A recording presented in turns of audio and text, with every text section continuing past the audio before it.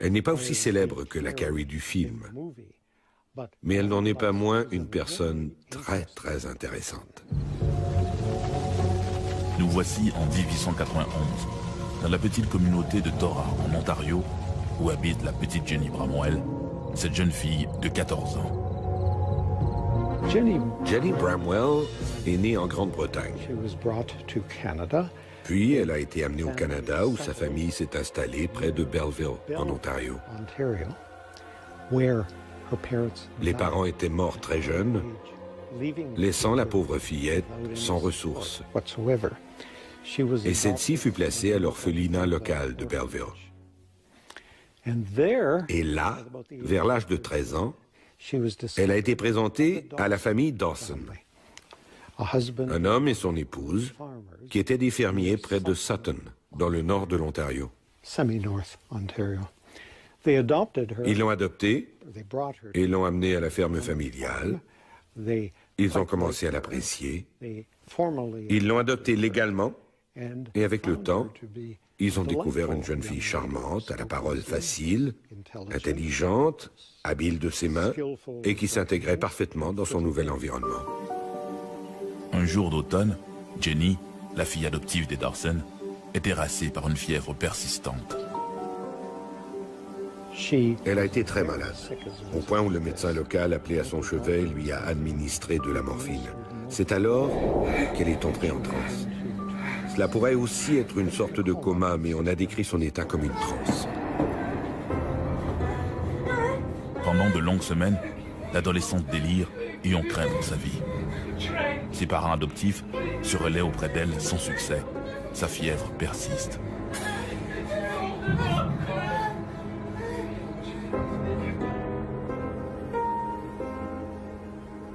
Puis, un avant-midi, la jeune Jenny sort de sa léthargie. Tous les symptômes semblent miraculeusement disparus.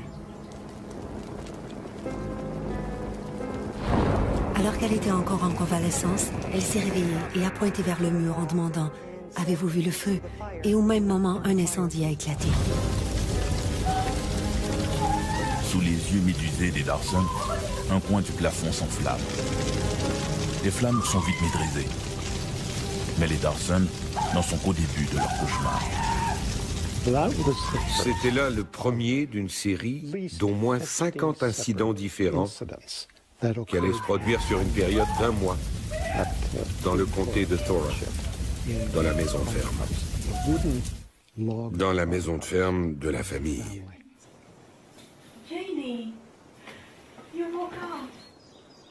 Le lendemain, Jenny vient rejoindre sa mère dans la cuisine. C'est la première fois que la jeune fille se lève depuis des jours.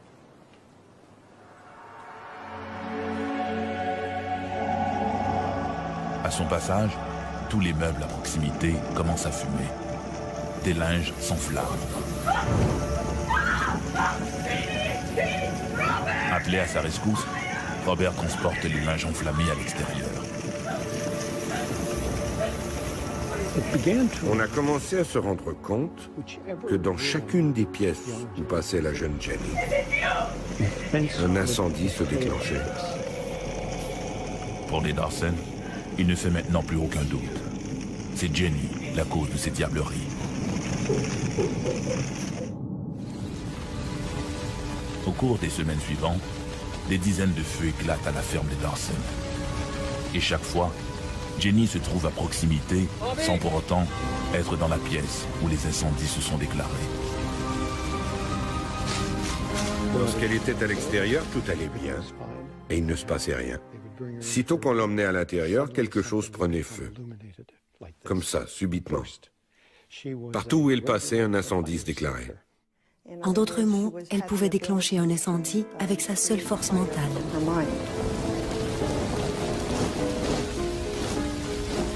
Parfois, les hommes de ferme s'efforcent d'éteindre des feux apparus spontanément près des bâtiments jouxtant la maison des Dawson.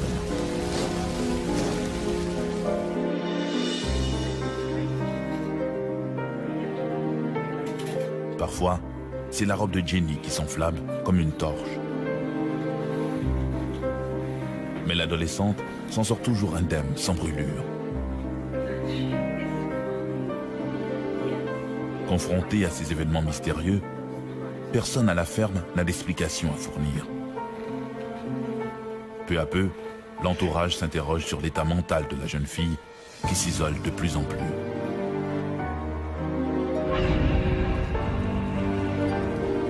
À une autre occasion, les voisines voient un cadre s'enflammer et se consumer sous leurs yeux.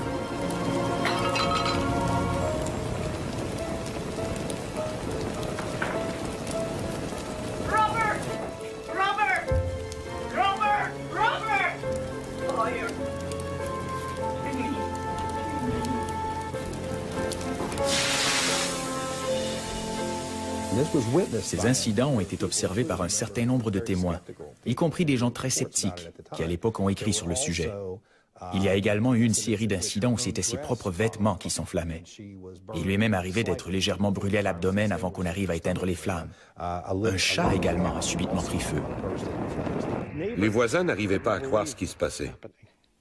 Alors ils ont commencé à tester Jenny, à vérifier si elle n'avait pas un truc, comme des allumettes par exemple, qui lui auraient permis d'allumer ses feux.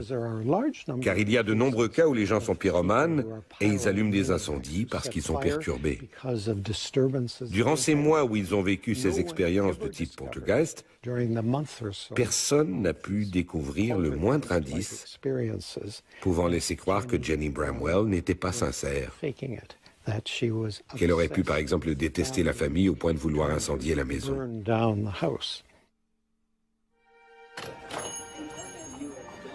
Des voisins, témoins des incendies déclenchés par Jenny Bramwell, répandent bientôt la rumeur et les incidents de la ferme des Dawson deviennent l'objet des plus folles spéculations. Le nom de Jenny Bramwell devenait célèbre dans tout le comté, et craint aussi. Car il ne faut pas l'oublier, les gens vivaient dans des maisons fabriquées en bois, dans des cabanes en rondins, des bâtiments de ferme. Quelqu'un pouvait-il y mettre le feu facilement comme ça? L'affaire devient publique. Certains parlent de revenants et d'esprits maléfiques. D'autres, plus sceptiques, croient au contraire que ces incendies sont criminels et sont l'œuvre de Jenny Bramwell. C'est du moins l'hypothèse que favorise ouvertement un journal local.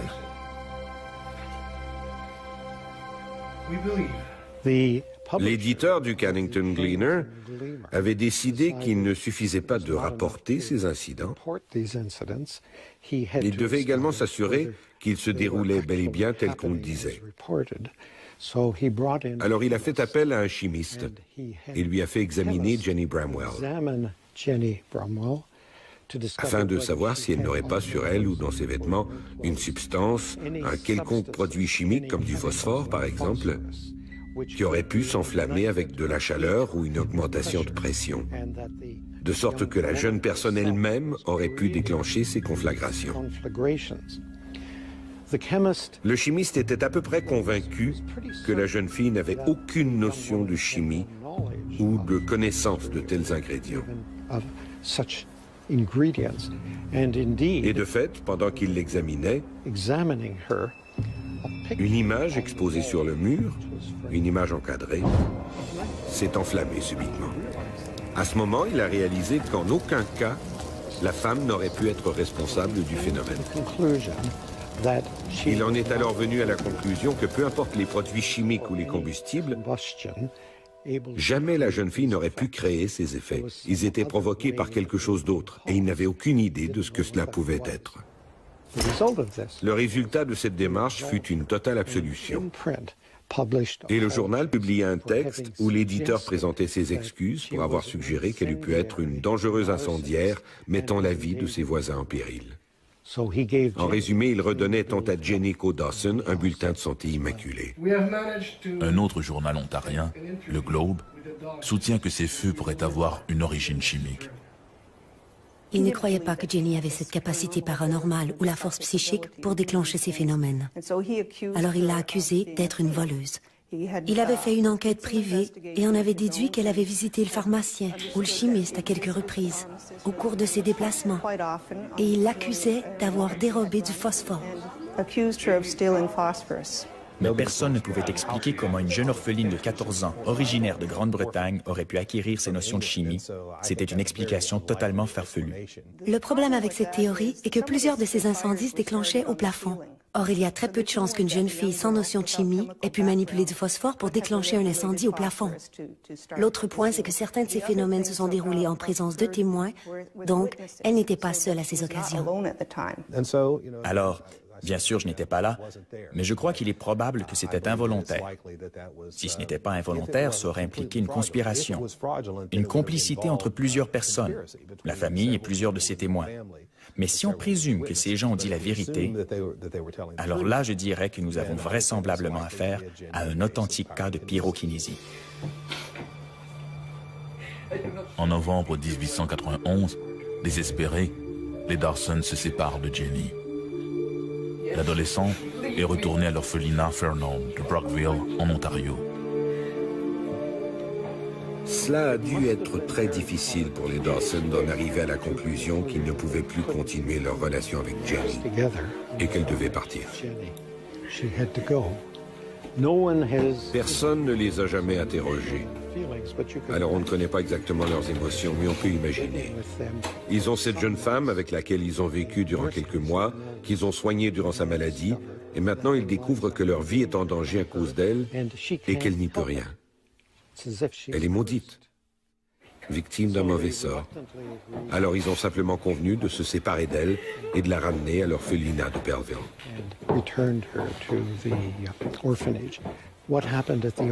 Ce qui s'est passé à l'orphelinat, nous ne le savons pas.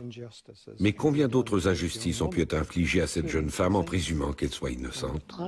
Et moi, je présume qu'elle est innocente. Tous ceux qui aspirent à posséder le pouvoir unique de contrôler la matière par l'esprit ne se doutent pas qu'un tel pouvoir peut également condamner à la solitude et à la pire des ségrégations. J'ai moi-même été témoin d'activités psychokinétiques, ce qui ne veut pas dire que je sois moi-même un menteur ou un fou. Mais en ce qui me concerne, il n'y a aucun doute que nous avons affaire ici à un phénomène énergétique inexpliqué. Cela prend de l'énergie pour réaliser des trucs comme cela. Et si l'on élimine l'hypothèse qu'il s'agit d'un canular, alors nous avons affaire à une puissante source d'énergie inexpliquée qui pourrait s'avérer très utile dans un monde où l'énergie est de plus en plus rare. Les auteurs qui se sont intéressés à Jenny Bramwell ont écrit que si cette affaire s'était produite au Moyen-Âge, l'adolescente aurait sans doute été condamnée pour sorcellerie. Mais les préjugés du Moyen-Âge sont tenaces. En mai 1982, Carol Compton, une étudiante écossaise de 20 ans, est embauchée comme femme de chambre chez les Ritchie, une riche famille des environs de Rome. Carol Compton était une jeune Écossaise âgée de 20 ans qui était tombée amoureuse d'un jeune militaire italien. Elle a donc déménagé en Italie afin de se rapprocher de lui, le temps qu'il termine son service militaire. Durant son séjour, elle s'est trouvée un travail de gardienne d'enfants. D'étranges événements commencent à se produire autour d'elle. Pendant un séjour à la montagne avec la famille Ritchie, un incendie ravage le chalet occupé par la jeune femme. D'autres événements de type poltergeist se manifestaient autour d'elle. Des objets qui bougent, des cadres qui s'envolent du mur, les fondations se mettent à trembler. Et la plupart de ces objets avaient une nature religieuse. Des icônes, des statues, et ainsi de suite. Alors on avait tous ces phénomènes de type poltergeist associés à sa présence, plus précisément ces incendies qui éclataient de manière spontanée et inexplicable. Cet incendie alerte les Ritchie. En fin de compte, on l'a congédiée parce qu'on la soupçonnait d'être une incendiaire. Carol Compton est embauchée par une autre famille romaine, les Tonti. Lors d'une visite chez les grands-parents Tonti à l'île d'Elbe, les incendies reprennent. À ce moment, les incendies ont recommencé. Le dernier impliquant le matelas sur lequel dormait l'enfant de la famille. C'est alors que la police s'est impliquée dans le dossier. Elle a été arrêtée et accusée d'incendie et de tentative de meurtre. Formellement accusée, Carol Compton est ramenée à Liverno, où elle est incarcérée 16 mois durant les procédures. Les juges évoquent ouvertement le surnaturel et des spécialistes en défense témoignent sur la pyrokinésie. Son cas a été étudié par plusieurs parapsychologues bien connus, incluant l'un de mes mentors, le Dr Hans Bender, originaire d'Allemagne. Et le Dr Bender lui-même a émis l'hypothèse qu'il s'agissait d'un cas de pyrokinésie. Plus souvent qu'autrement, ces événements sont provoqués par des enfants qui sont à l'âge de la puberté, suite à des phénomènes chimiques ou à des traumatismes. Ils développent cette faculté psychokinésienne de faire bouger des objets et, dans certains cas, de provoquer des incendies spontanés. Pendant ces débats sur la pyrokinésie, Carol Compton, huée par la foule et traitée de sorcière, demeure enfermée dans une cage de fer dans le tribunal. Ils en sont arrivés à la conclusion qu'il s'agissait d'un authentique cas de pyrokinésie. L'idée que d'une manière subconsciente, son esprit, dû à un déséquilibre ou une perturbation émotionnelle, provoquait l'irruption de ces incendies spontanés. La justice italienne en conclut autrement. En ce qui a trait à l'affaire Compton, elle a finalement été trouvée coupable d'incendie criminel, mais non coupable de tentative de meurtre. Elle a été condamnée à 2 ans de prison, mais comme elle avait déjà été incarcérée en Italie durant une longue période, ultimement elle a été libérée et condamnée à une sentence suspendue. Quelle est la réalité dans l'affaire de Jenny Bramwell et celle de Carol Compton? D'où leur venait ce pouvoir destructeur? Si l'esprit peut mettre le feu à distance, peut-il receler d'autres pouvoirs? En 1932, un étrange magicien de passage dans un village isolé de la Saskatchewan surprend les habitants par ses révélations étonnantes. Good evening, ladies and gentlemen. Thank you for Nous sommes le 10 décembre 1932 à Beachy, une communauté agricole de la Saskatchewan. Please, madame.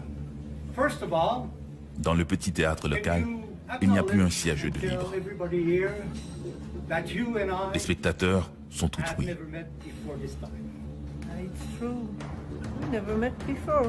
Il faut dire qu'à Beachy, les activités artistiques sont plutôt rares et, ce soir, l'invité propose une performance inhabituelle. Une séance de mentalisme.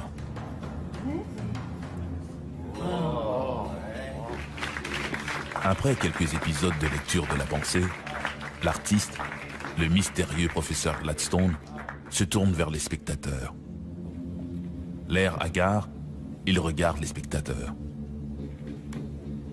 Il s'arrête devant un homme assis au milieu de l'assistance, un certain Bill Taylor. Il le fixe avec insistance. Vous pensez à votre ami Scotty McLaughlin, dans style soudain. En entendant ce nom, tous les spectateurs retiennent leur souffle. McLaughlin, un agriculteur de Beachy, a disparu mystérieusement il y a quelques années. Il a été tué, enchaîne le professeur Gladstone.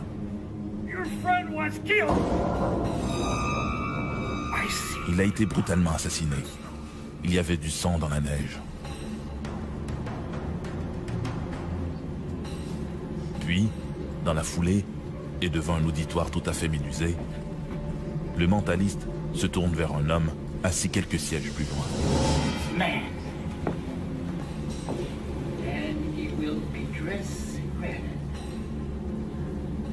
C'est lui, reprend Gladstone. C'est cet homme qui va retrouver la victime. Il sera habillé de rouge et je serai avec lui lorsque cela se produira.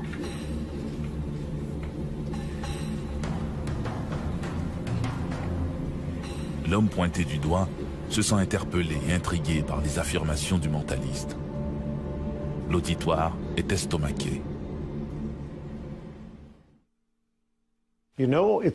Vous savez, on a déjà dit que dans toute la littérature, dans toute l'imagination humaine, il n'y avait que 2 histoires, pas davantage. La première histoire est celle d'un jeune homme qui grandit, quitte la ville, puis après plusieurs années revient. Ça, c'est une bonne histoire. Scotty McLaughlin débarque à Beachy en 1919. Avec son air enjoué et son sourire communicateur, il se fait vite des amis. En 1919, il arrive à Beachy, célibataire. Il se marie, puis les choses changent. Son épouse meurt. Il devient solitaire et morose, argumenteur et querelleur. Je crois qu'il commence à boire, même si je n'en ai pas de preuves. Scotty McLaughlin n'a plus rien de ce sympathique gaillard aimé de tous. Un jour, il annonce à un ami, l'un de ses rares amis, qu'il quitte la ville. Il était arrivé quelques années plus tôt plein d'espoir, mais les choses n'avaient pas bien tourné. Il avait l'intention de vendre sa propriété à Shoemaker, puis de partir vers l'ouest. Le 16 janvier 1929, il annonce qu'il a vendu tous ses biens et que, le soir même, il compte se rendre à Herbert, à 60 km plus au sud, pour y prendre le train à destination de la Colombie-Britannique. Mais ce soir-là, ses rares amis qui se sont réunis à la gare pour lui faire leurs adieux l'attendent en vain. Scotty McLaughlin ne prendra jamais le train. Il ne reprendra même jamais contact avec ses enfants. Cet inexplicable silence fait bientôt naître toutes sortes de rumeurs. La deuxième histoire est assez bonne, elle aussi. Un sombre étranger arrive en ville et tout change. Le professeur Gladstone était cet homme. Il arrive en ville et change les choses. À l'hiver de 1932, presque 3 ans après la disparition de Scotty McLaughlin, un autre étranger débarque à Beachy. On ne le connaît que sous son nom d'artiste, le professeur Gladstone.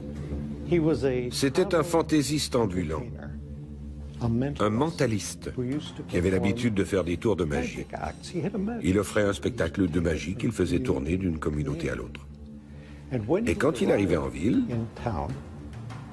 il rencontrait les gens de la presse pour découvrir ce qui se passait, de qui on parlait, quel mystère était à la mode. Le 10 décembre, il se produit au petit théâtre local. Ce genre de divertissement est plutôt rare à Beachy.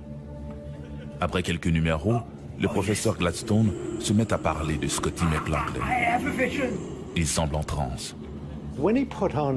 Durant son spectacle ce soir-là, il a d'abord regardé le public, puis il a choisi quelques spectateurs en leur demandant « Puis-je lire vos pensées ? Puis-je m'approcher de vous ?» Parmi ces gens, un homme en particulier avait attiré son attention.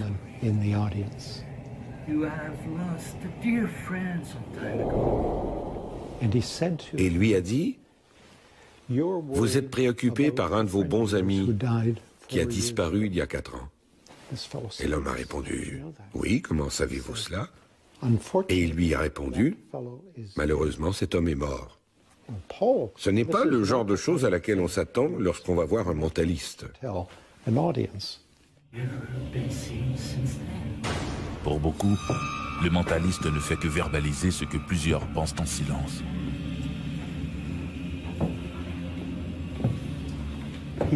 Il a ensuite regardé un autre homme dans le public et lui a annoncé « Et vous, vous allez découvrir le corps. » Or, la personne à qui il s'est adressé la seconde fois était nul autre que le constable Carey, un officier de la GRC qui n'était pas en service ce soir-là.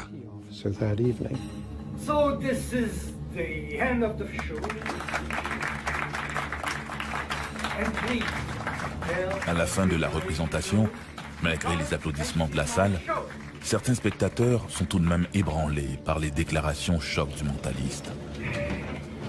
Gladstone vient de s'assurer la première page du journal local. Au fond de la salle, l'agent Frank Carey est particulièrement troublé. Immédiatement après la représentation, il propose au professeur Gladstone de l'accompagner au bureau de la Gendarmerie royale du Canada, malgré l'heure tardive. L'agent Frank Carey accompagnera le mentaliste directement à son bureau.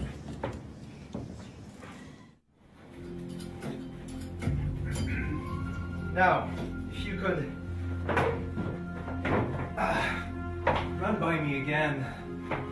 Sur place, Gladstone réitère ses affirmations.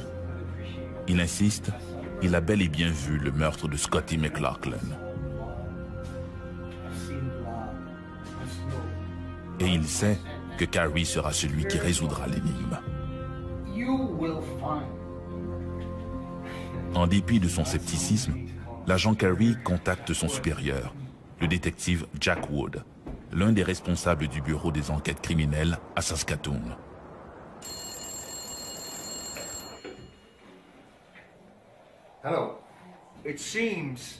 Carey explique qu'il peut difficilement reculer maintenant, Gladstone ayant fait ses déclarations devant les citoyens de Beachy. Peut-être n'est-il qu'un charlatan ou un artiste en mal de publicité. Mais si la police n'y prête aucune attention et que l'histoire lui donne raison, c'est tout le département qui sera pointé du doigt pour son laxisme. La GRC trouve toujours son homme, même quand le constable n'est pas en service. Le constable Carey était préoccupé par ce dont il avait été témoin.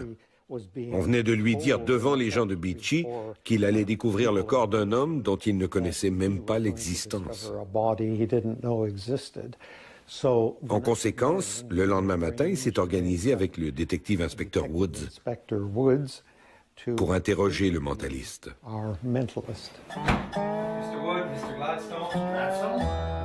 À l'heure prévue, le professeur Gladstone se présente au bureau de l'agent Carey. En voyant débarquer le mentaliste, le détective Wood, qui est arrivé à Beachy un peu plus tôt en matinée, est surpris par le personnage. L'homme est un peu rondouillard, avec des cheveux poivre et sel. Il parle d'une manière posée, avec assurance et courtoisie. Il n'a rien d'un illuminé. Encore une fois, il raconte ses impressions à propos de Scotty McLaughlin. Il affirme une fois encore avoir vu le meurtre, tant la victime que son assassin. Le mentaliste Gladstone a donc expliqué qu'il avait eu cette vision et qu'on ne pouvait pas le tenir responsable de ça, mais qu'il y avait vu cet homme querelleur qui maintenant était mort. Le mentaliste Gladstone avait annoncé qu'il ne pouvait pas identifier l'assaillant, le meurtrier, mais que s'il se retrouvait en présence de cet homme, il saurait avec certitude qu'il était responsable du meurtre du fermier. À l'issue de cette rencontre, les policiers réalisent qu'en dehors des visions du mentaliste, ils n'ont que bien peu de choses à se mettre sous la dent. Lors de la disparition de McLaughlin, en janvier 1929, l'agent Carey avait alors interrogé une poignée d'agriculteurs qui avaient eu maille à partir avec McLaughlin. Sans succès. Alors on a convenu que les trois hommes allaient voyager ensemble et visiter chacune des personnes qui avaient déjà été interrogées par la police 4 ans plus tôt à propos de la mystérieuse disparition de McLaughlin.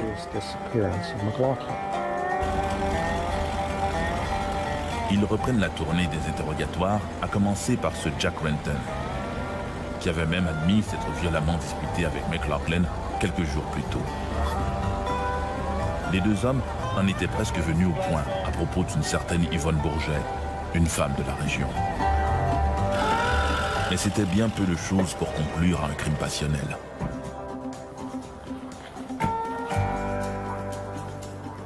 L'agriculteur est un peu surpris de voir débarquer de nouveau les policiers.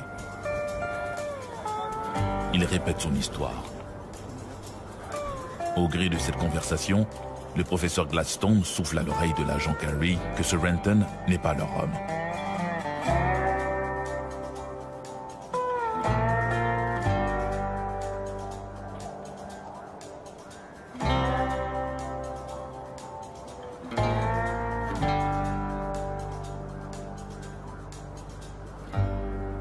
De la ferme de Renton, le trio se rend ensuite au domicile de Sion, un autre ennemi de McLaughlin.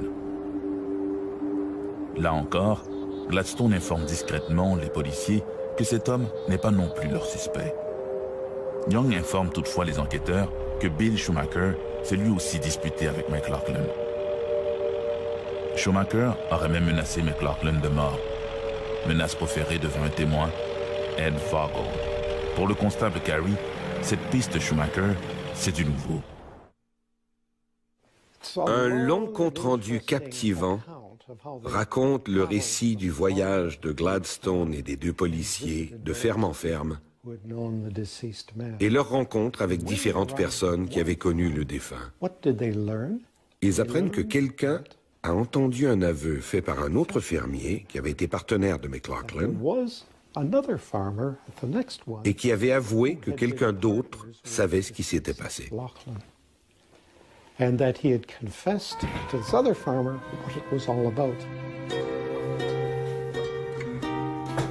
L'après-midi même, les agents Carey Wood, avec toujours le professeur Gladstone sur les talons, retrouvent le dit Ed Vogel. Hello, Mr. Vogel. Frank Carey, RCMP. You mind if we come in? Yeah. Mr. Gladstone. Partner Jack Wood. Mr. Vogel. Ils ont déjà rencontré l'homme au moment de la disparition de McLaughlin. Mais ils désirent avoir des précisions au sujet d'une altercation entre Schumacher et McLaughlin. Les agents affirment à Vogel qu'ils savent qu'il a déclaré à C. Young qu'il aurait été témoin d'une altercation entre Schumacher et McLaughlin.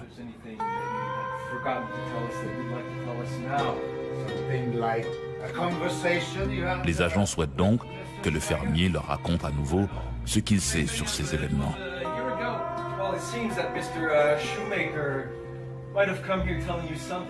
L'homme se montre peu coopératif. Il ne se souvient de rien et accuse C. Young d'avoir inventé toute cette histoire.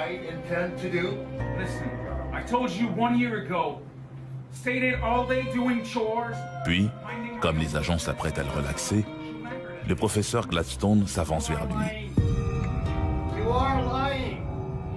En entendant le professeur Gladstone lui exposer son scénario, Vogel devient blanc comme un drap. Il a l'impression d'être acculé au pied du mur.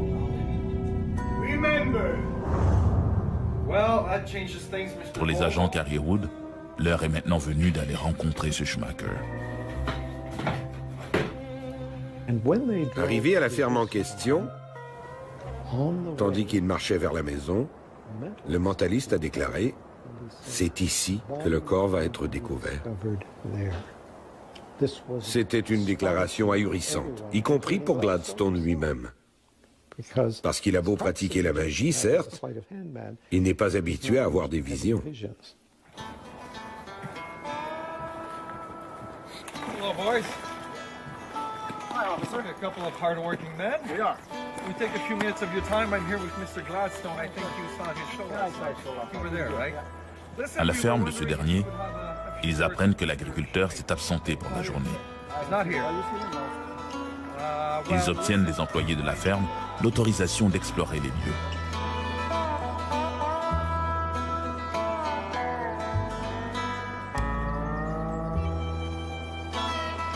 Sans se soucier de la curiosité qu'il suscite, le trio arpente les terres et visite les bâtiments agricoles. Près de la grange, le professeur Gladstone annonce qu'il ressent des ondes négatives. Mais ses compagnons ont beau fouiller la neige et retourner la terre, ils ne trouvent aucun indice probant. À la tombée du jour, comme Schumacher n'est toujours pas rentré, les agents Carey Wood décident de retourner à Betchy. Sur la route, ils croisent une camionnette qui roule à tombeau ouvert. Ils la prennent en chasse et forcent le chauffeur à s'arrêter. Il s'agit de Bill Schumacher. Interrogé au sujet de ses relations avec McLaughlin, Schumacher se montre détendu.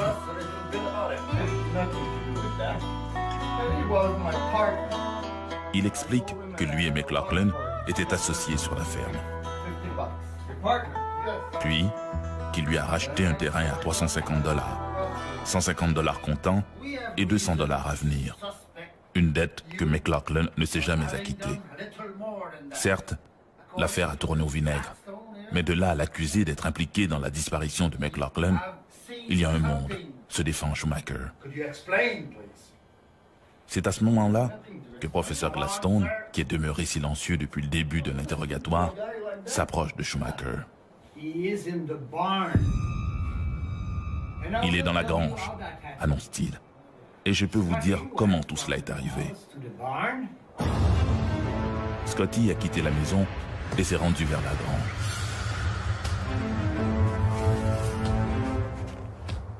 Vous vous êtes disputé et il y a eu bagarre. Scotty est tombé et vous avez continué à le frapper. Vous l'avez frappé jusqu'à ce qu'il soit mort. Il allait s'avérer que Schumacher et McLaughlin s'étaient livrés une véritable guerre. Ils s'étaient battus durant plusieurs heures. Les deux avaient commencé en se battant au poing. Et avant longtemps, McLaughlin était étendu sur le sol, baignant dans son sang. Schumacher l'avait tué.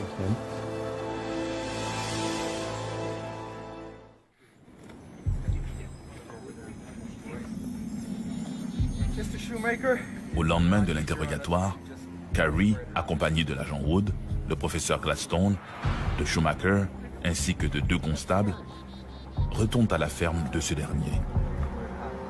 Sur place, Carrie demande à Schumacher où il a enterré le corps de McLaughlin.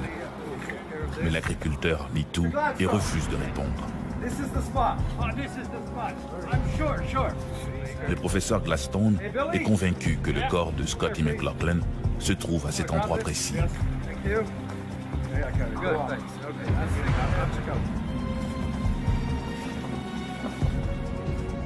Carrie, accompagné d'un jeune aide de ferme, se met donc à creuser les lieux. Ensuite, ils ont confronté le suspect, qui s'est finalement effondré et qui a admis sa faute. Mais où donc est le corps? On avait des aveux, certes, mais pas de corps. Alors le mentaliste a affirmé, vous allez trouver le corps ici. Ils ont commencé à creuser, et au bout d'un petit moment, ils ont retrouvé les restes humains inhumés là 4 ans plus tôt. Carrie, avec l'aide du jeune homme à tout faire, retrouve le foulard appartenant à Scotty McLaughlin.